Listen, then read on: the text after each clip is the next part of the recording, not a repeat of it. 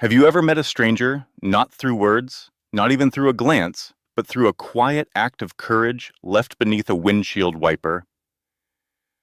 One girl's trembling apology would become the spark that stirred life in a man who thought he'd stopped feeling long ago, not through drama, not through noise, but through the purity of truth. That afternoon, the sky wore the shade of surrender, gray and soft, like a curtain drawn gently across the sun. Elira pushed her bike beside her with the kind of stillness that comes from being used to the background, the type of presence that never seeks permission, only space. She passed through Halden Park, its lot nearly empty.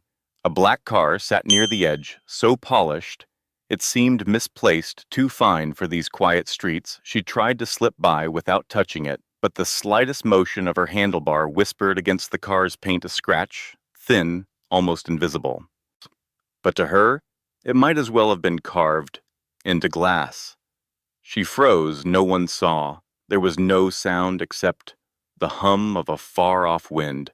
The simplest choice would have been to leave, and yet something in her couldn't. From the folds of her worn backpack, she pulled a piece of paper, creased soft at the edges.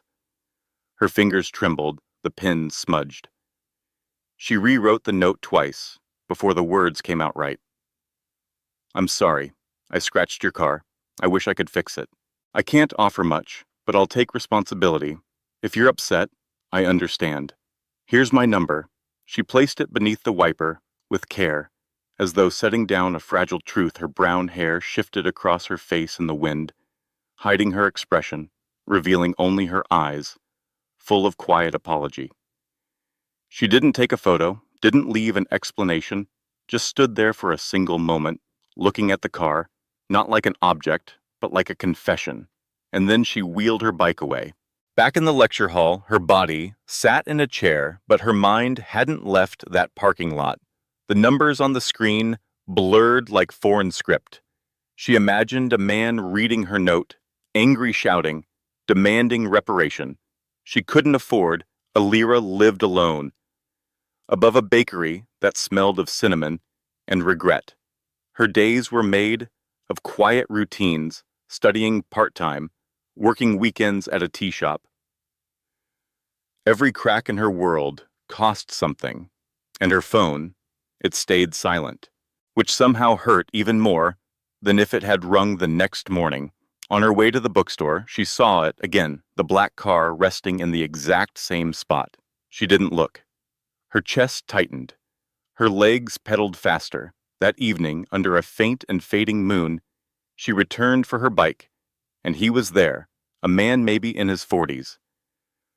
Tall still, his coat was long, his presence even longer. In his hands, a notebook aged and leather-bound. He wasn't looking at the scratch. He was looking at her, not accusing, not judging, just waiting. He didn't speak right away. In fact, for a moment, he didn't even look at her. But when she moved closer, just a step, his gaze finally met hers, not with accusation, not with suspicion, but with something softer. "You're the one who left the note," he said. His voice wasn't sharp. It carried the weight of someone remembering how to be gentle. Elira's chest tightened. Just 6 words, but they hit like a bell in a cathedral. I'm really sorry," she murmured. "I didn't mean to. If the damage is bad, I can find a way to pay." He lifted a hand, not to dismiss her, but to pause the spiral. "I didn't call to demand money," he said, voice quiet, like early morning. "I just wanted to meet the person who left it." She bit her lower lip, the weight of shame still clinging to her posture. Her hands clenched the straps of her backpack until her knuckles turned pale. "I don't have much," she whispered. "But I'll figure it out. I just didn't want to disappear." He gave a strange, almost surprised laugh, low, unpolished. "You really think that's why I'm here?" For the first time, she looked directly at him. The streetlight overhead carved shadows across his face, lines. Not from anger, but from memory. He didn't look like a man who'd come to collect a debt. He looked like someone who hadn't expected to feel anything at all. And suddenly, "Did most people would have walked away," he said. No one was watching, no one would have known, but you left a truth behind. That takes something rare. She didn't respond. A part of her wanted to believe him, wanted to trust the softness in his tone, but the other part, the one that had grown up learning to protect herself, stayed silent. Then he said, something she didn't expect. Sometimes he murmured, a scratch is just a beginning, disguised as damage. She didn't know what that meant. Not fully. But it didn't feel like he was talking only to her. They didn't speak again. He didn't ask for her number, didn't mention the repair, just nodded once, like an unsent letter sealed itself. And then she left. That night, as she pedaled through the still streets, her chest felt just a little lighter.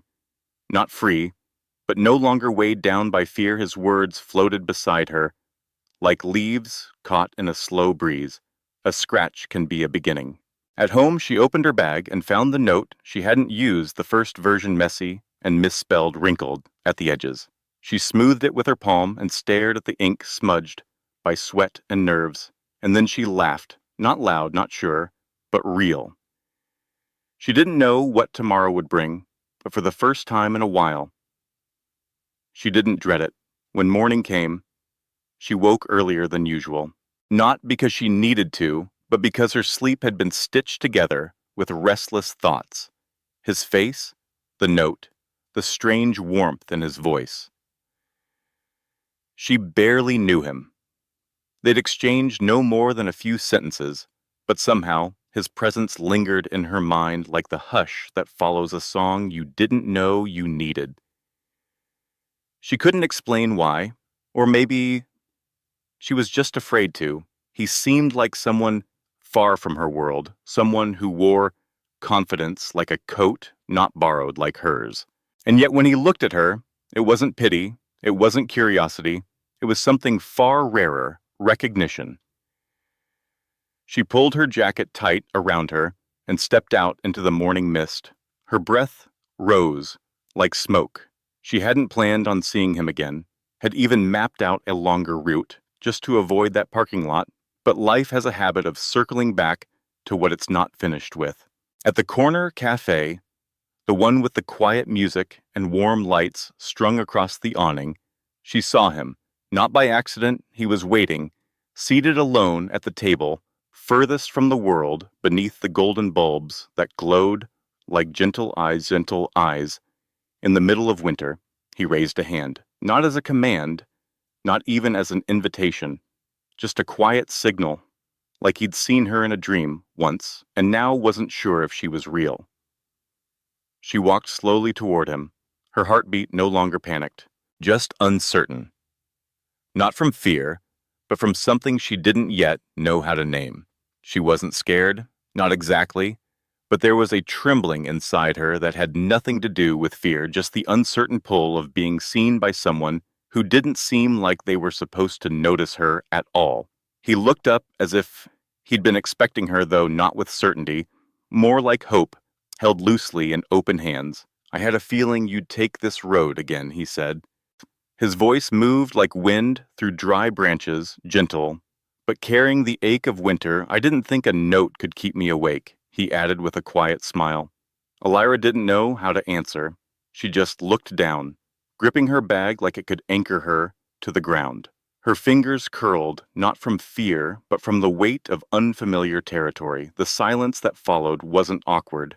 It was something else, like the pause between verses in a song, meant to be heard only by two. Without asking, he slid a warm cup across the table toward her.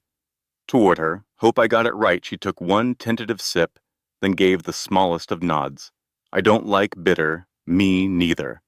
And for the first time, she let herself look at him, really look. There were lines on his face, yes, but they didn't speak of defeat. They spoke of time, of stories, of someone who had weathered storms, but never lost his softness. I used to think honesty was something everyone carried, he said, his tone dropping into something quiet.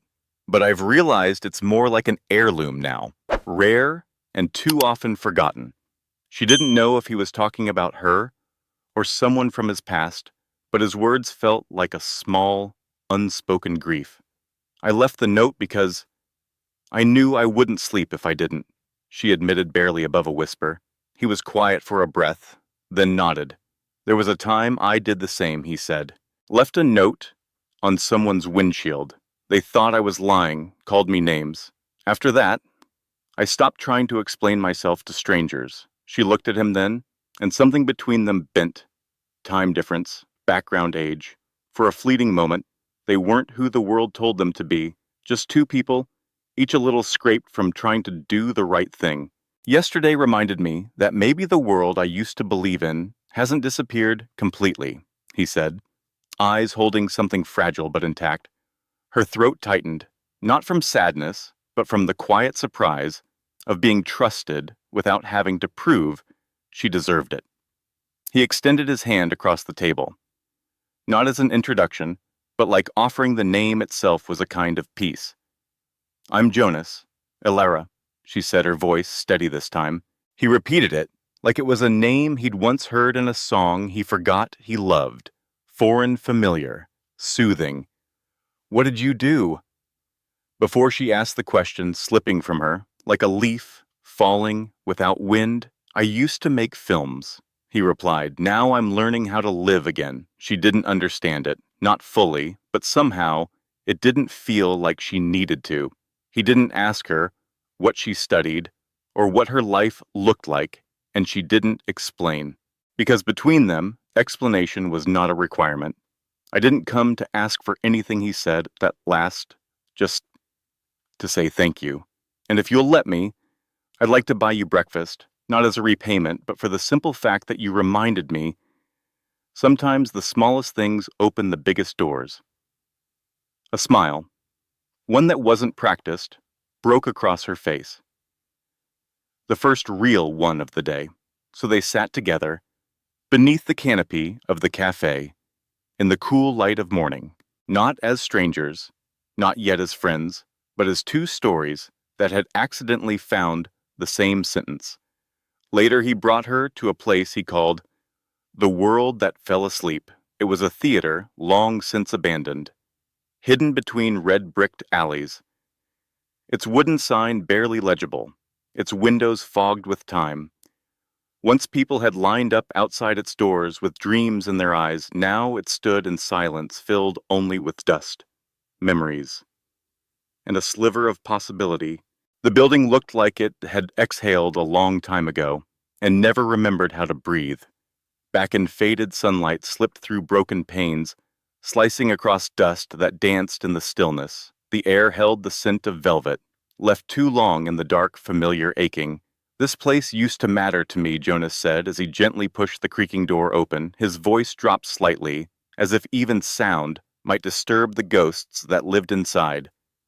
I did everything here once. Cleaned the seats, fixed the lights, hung the posters, but whenever a film played, he paused, a softness blooming behind his eyes. I stood in the corner and pretended it was mine. Elira stepped in, slowly, wincing as the hinges groaned behind her. The silence inside was not hollow. It was full of something unspoken. She didn't know why he had brought her here, but her heart did. He stood near the faded screen, its surface cracked like an old promise. My first film premiere. Here, he said. It was supposed to be a beginning, but the critics tore it apart. The investors left. I lost more than money that day. I lost belief. He moved down the aisle, settling into a seat halfway back, the kind of seat where the sound hits just right, he murmured. She sat beside him, not close enough to touch, but near enough to hear the quiet between his sentences. Do you know what hurt the most? He asked, turning to her, his gaze heavy, not with pain, but with the weight of remembering. It wasn't the failure. It was what came after. Nothing. No advice. No insult. Just silence, like I stopped existing. Elira didn't try to fix it. She didn't rush to respond because she understood. Silence isn't always peace. Sometimes it's absence. And absence, when it comes from the ones who once believed in you, hurts the most. I had other offers, he continued. His tone was flat now. Distant, But I turned them down. I was too scared, not of failing again, but of having nothing left if I did. She looked at him, and for the first time saw not a man who had lost his way, but one who had paused out of exhaustion, not defeat. In him, she saw her own quiet fears, the ways we step back from the things we love, not because we've stopped loving them, but because we're afraid we're not enough to hold them. I made money, he said, real estate stocks. Whatever people said was wise. They started calling me a success, a millionaire. He gave a dry smile, but every time I saw a blank screen, something inside me stayed hollow. She inhaled deeply and then quietly asked, "Do you still have the script?" Jonas didn't speak at first, just stared at the screen as if remembering where he'd once stood, what he once believed. Then came the faintest smile. Half regret, half wonder. "I do," he said. "I haven't opened it in years. I'd like to read it," she said gently, "if you'd let me." He turned to her, not surprised but changed as though her words had tapped on a door he thought had been locked forever. I came to thank you," he said softly. "I didn't expect you'd make me want to start again." "I don't know anything about film," Elira replied with a small, almost embarrassed laugh, "but I do know what it feels like to be scared. And I think if you wrote something honest, it deserves at least one person to read it." He looked at her, and in her eyes, he didn't see admiration or judgment. He saw something rarer, someone who saw him not for his past, or his money, or his failure, but simply for the fact that he still mattered. "All right," he said, "but you have to promise me one thing." "What's that?" "Be honest, even if it's terrible, even if you hate every word. Tell me the truth." She nodded, without hesitation. "Sabaan disrotium." He stood walking toward the back of the theater with a slowness that came not from age, but reverence. Moments later, he returned, hands holding a stack of aged pages bound with brittle tape and a crumpled cardboard cover. In one corner, the words had almost faded completely. Scene 57, rewrite. Pending. "I never wrote the ending," he said quietly. I wasn't ready to face it." Elira took the script in both hands. It wasn't heavy in weight, but in meaning, it was immense. Each page carried years of silence, abandoned hope, and a question left unanswered. She said nothing, only held it close like someone receiving not a manuscript, but a heart entrusted, waiting to be heard. Elira held the script, not like a bundle of paper, but like something living, fragile, quiet, and unfinished. She didn't read it immediately. She simply let it rest against her chest for a moment, as though making a promise. No one else would ever hear that night she couldn't sleep. The manuscript sat on her desk beside a half-full cup of tea, gone cold, and the soft amber light of her old lamp. Its pages smelled faintly of dust and time, like the breath of a memory caught between the shelves of a forgotten library. She wasn't trained to read scripts. She didn't know anything about acts or structures or the mechanics of story, but she read anyway, slowly. Not with her eyes alone, but with the parts of herself she rarely let speak her uncertainty, her hesitations, her quiet wish to be heard without ever asking for it. It was a story about a man who once told stories for a living until grief stole his voice. He wandered through old cinemas like someone searching for what he had lost. Not just scenes, but the courage to finish them. Characters lingered in half-written conversations. Endings remained unwritten. And then near the end, a girl appeared, not to rescue him, not to change him, just to sit beside the silence and listen. When Elira reached the final page, her breath caught. Scene 57 was blank. Only a faint scribble in the corner, rewrite pending. But maybe silence is enough. She read that line again. Then again, not because she didn't understand it, but because she did too well. It felt like it had been written about her, or maybe for her, as if somewhere inside his words Her own unspoken ones had finally found a place to land. She didn't write a review. She didn't edit a thing. She tore a small piece of paper from her notebook and with a hand that trembled just slightly, wrote something. Just one thought. Not loud, not clever. No title, no signature. Just truth, whispered in ink. The next morning, she walked the familiar path back to the theater. In the cafe next door, Jonas sat at a corner table with an untouched espresso and the kind of stillness people carry when they're waiting for something they're afraid might not come. "I thought you'd need more time," he said when he saw her. "So did I," she replied, her voice gentler than she expected. She handed him the script, tucked between the last few pages, folded once, and quiet as breath was the slip of paper. He opened it carefully. His hands shook, not from nerves, but from the weight of what he hadn't dared hold in a long time. He read the note slowly. "If silence is what you've chosen, then I hope someone listens deeply enough to realize it's not empty." He stared at that line. The cafe faded around him. The sounds, the people, the ticking clock on the wall. Everything fell still. "I wrote that," she said, voice almost a whisper, because sometimes when we end something in silence, the world assumes we've given up.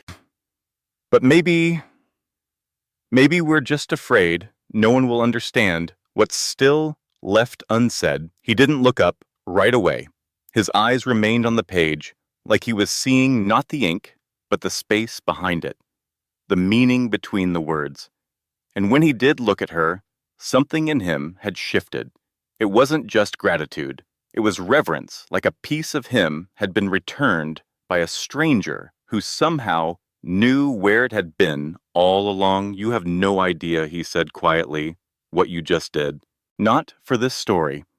But for me," Elira lowered her gaze. She didn't need to respond because something inside her already knew this wasn't about understanding.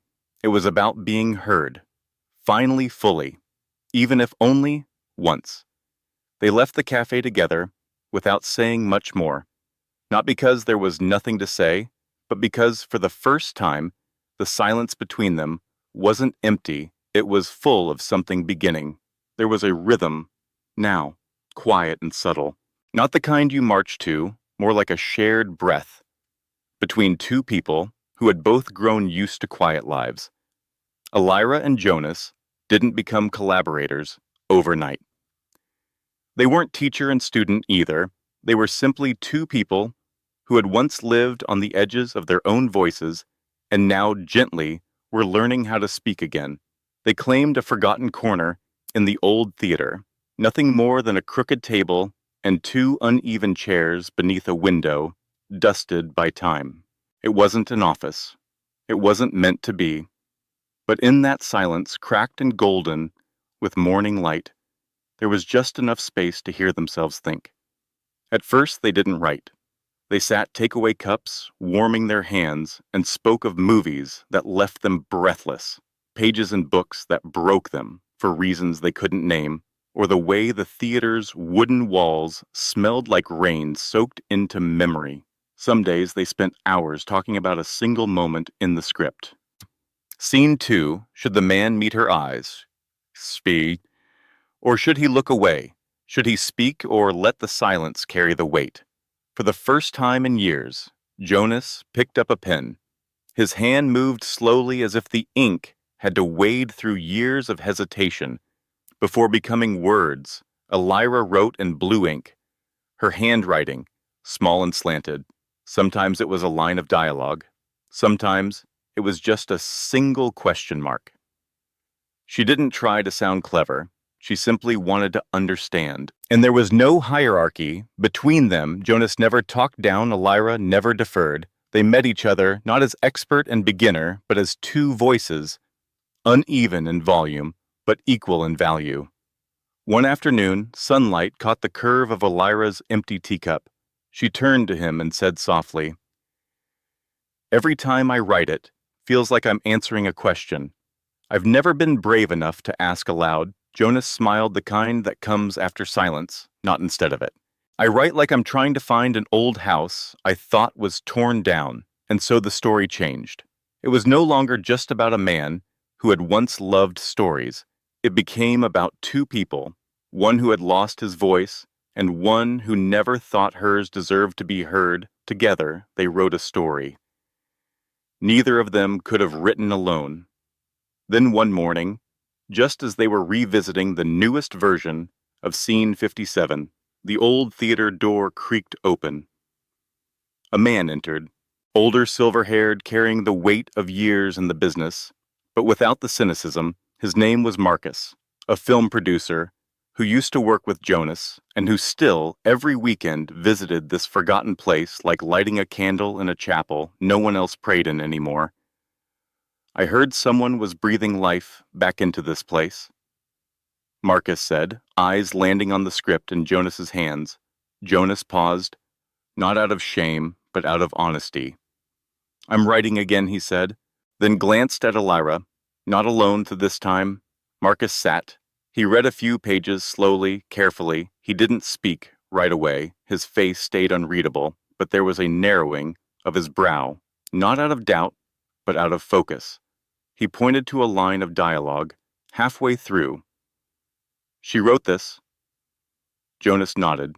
She helped me realize the story needed a different voice. Marcus didn't smile. Not yet. He just nodded slowly.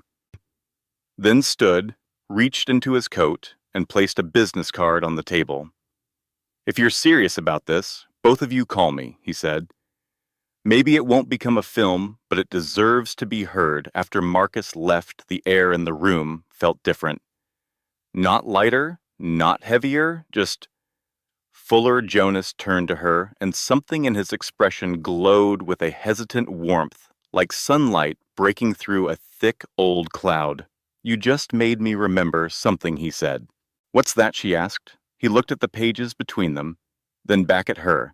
That stories don't need to be loud to matter, and sometimes the smallest voice is the one that opens the biggest door. Jonas had once believed that only those with grand ideas, polished pitches, and voices loud enough to echo through industry halls could make films. But sitting across from Elira now, watching her eyes quietly hold her ground, he realized something else. Stories don't belong only to the bold. They belong to the ones who dare to believe their voice is worth hearing. Even if it trembles, Elira didn't reply to his words. She didn't have to, but inside her, something opened small, green, and new, the kind of hope that only grows after a long, silent winter. They didn't call Marcus the next day, or the day after that. No meetings, no strategy, just words, a little more, each morning, not for success, not even for completion, but because for the first time, what they were writing didn't feel like reaching and it felt like remembering. But then came the meeting, a room with hard white lights that made the air feel too clean, too cold, as if there was no space left for emotion, only budgets, only forecasts, only that same tired question. But will it sell? Jonas sat at the head of the table. Across from him, Marcus, and beside Marcus, two men who smelled of polished wood and passive judgment. One young hair, slicked to perfection, scrolling through a tablet, like it could tell him everything worth knowing. The other, older, slow, with his words sipping a coffee he never really drank. Elira sat beside Jonas. Her palms were damp, her shoulders stiff. She had rehearsed story arcs, emotional beats, why they didn't need a kiss to mean connection. But nothing prepares you for eyes that strip your story down to its numbers. The younger one didn't wait long. The ending's unclear, said. Audiences want resolution, a hug, a kiss, something that tells them what happens next. Jonas opened his mouth, but Elira beat him to it. Her voice wasn't loud, but it didn't waver. It's not a story about what happens next, she said. All eyes turned. It's a story about what happens within, about someone who stopped trying and chose to begin again, about a girl who thought her voice didn't matter until she used it anyway. The older investor frowned. So, a monologue, instead of a climax. Elira met his gaze, calm but unyielding. Not all clarity is powerful. Sometimes the most honest stories are the ones that let you feel the answer instead of showing it. Jonas turned to her, not to help, but to listen. Because this moment didn't belong to him. She wasn't protecting his story. She was standing for theirs. She continued gently. This isn't a story of spectacle. It's about small things, a scratch on a car, a trembling note, a script left unfinished, moments that seem forgettable until they quietly change a life. The room grew still. Marcus leaned back, and for the first time that morning, a smile broke the stillness of his face, not big, not performative, just a flicker. Like remembering why he ever loved this business to begin with. We don't only invest in what's guaranteed, he said. We invest in what might move someone. The younger man nodded, albeit reluctantly. The older one said nothing, but he didn't say no. Outside, the wind had picked up. The city was shifting toward winter, bare trees. A colder kind of silence. On the walk home, Jonas was quiet for a long while. Then, as they passed a line of flickering street lamps, he spoke. I used to think this story was something I needed to protect, he said, not looking at her. But today, I realized it doesn't belong to me alone anymore. Elira said nothing. She didn't need to. What she knew, what settled deep inside her chest, like breath, was that the story didn't ask to be owned. It only ever asked to be believed in. In her chest, something had settled. Not pride, not even relief, but a quiet knowing. Her voice had not trembled. Not because she had learned to be brave, but because she finally understood what it meant to speak for something that needed to be heard.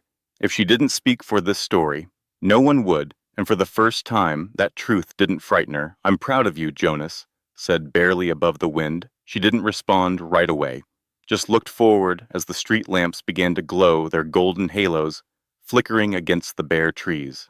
There was no applause, no soundtrack swelling in her mind, only stillness. The kind of stillness that comes after you've walked through fear and discovered it was not as big as your silence had made it.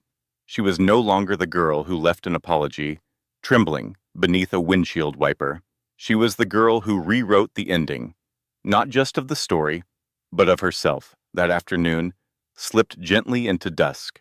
The light faded slowly, as if the world itself knew something sacred was about to unfold and had no need to announce it. The sun dipped behind the rooftops of that old part of town, casting a golden hue along the narrow street where the theater still stood, not polished, not modern, but waiting like it always had, with quiet patience. There were no red carpets, no cameras, no gowns or flashbulbs. Just a small wooden sign outside, chalk drawn in uneven script.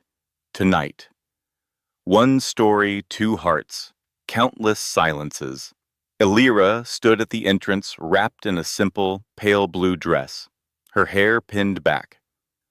Her arms cradled the same notebook, where months ago she'd scribbled the first tentative notes to scene 57. Her heart beat fast, not from fear of rejection, but from the raw tremor of finally being seen. Inside, Jonas stood beneath the amber light, adjusting the projector one last time. He no longer looked like the man who once hid behind past versions of himself. There was light in his eyes, now subtle but unmistakable, like someone who had reclaimed a part of himself that he thought time had erased. No more than 30 people came, old friends, a few of Elira's classmates, the woman from the cafe where they first sat together, the retired guard from the theater, still carrying the key like it was a piece of history. Each of them came not for spectacle but for something honest. The lights dimmed, the screen lit up, and Elira held her breath. The film was quiet under an hour. No special effects, no grand reveals, scenes just still frames, sparse dialogue, and long lingering silences where people simply looked at one another or looked away. But in those silences, something stirred. In the scene where a man stood before a blank screen, Alone in an empty theater, Elira saw the exact frame Jonas had described that day he spoke of his failure. And in the moment the girl left a note under a windshield, the camera didn't move. It simply held, long enough for the audience to hear the breeze, the breath, the heartbeat of a kindness no one had witnessed until now. And then came the ending. Not words exactly, but a woman's voice, soft almost like smoke, curling upward. Not everyone has the courage to speak, but if someone is listening, then even silence becomes a language. The screen faded to black. There was no applause, just a long breath from somewhere near the back, a quiet sniffle and a whisper. That was me once. Elira looked at Jonas. They didn't say anything. They didn't need to. Every frame had already spoken. Afterward, they moved into the courtyard.